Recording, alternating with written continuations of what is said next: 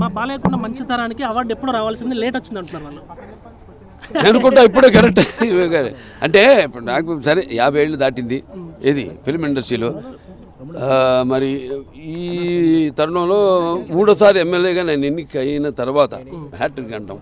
అలాగే అన్ని వరుస విజయాలే, 4 సినిమాలు, పాలిటిక్స్ అవ్వచ్చు, ఇటు సినిమా అవ్వచ్చు, అదే 4 సినిమాలు వరుసగా విజయం సాధించడం అంతే టైంకే నాకు వచ్చిందని నేను అనుకుంటున్నాను. నేను దీనివల్ల దాని గురించి ఏమి వాళ్ళ పాప ఆవేశం వాళ్ళ అభిమానం అది వెలగట్టలేంది.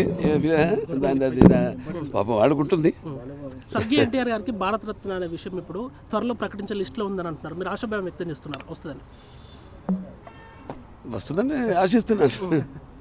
అంటే చెప్పారు కదా ఆయన గురించి, ఏ సంస్కరణలకైనా ఒక ఆది ఆయన.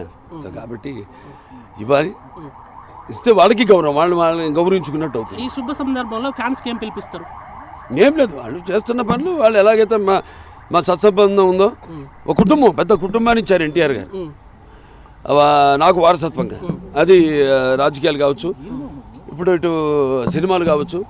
అప్పటి నుంచి నేను చెప్పాను, ఫ్యాన్స్ ఎక్కడ ఎటువంటి తొనకుండా బెండకుండా ఎటువంటి పరిస్థితుల్లో కూడా వాళ్ళు నాకు మా తల్లి కడుపును పుట్టకపోయినా, వేగులు తెంచుకు పుట్టకపోయినా అన్నదమ్ముల్లాగా అందరం ఎవరికి ఏ కష్టం ఉన్నా ఒకళ్ళొకళ్ళు ఆదుకోవడం, నేను ఆదుకోవడం, నన్ను చూసి వాళ్ళు స్ఫూర్తి పొందడం, అది మాకున్న. ఇండస్ట్రీ నుంచి చిరంజీవి గారు కావచ్చు, లేకపోతే హీరోలు అందరూ అవ్వచ్చు, అందరూ మిమ్మల్ని విష్ చేస్తున్నారు.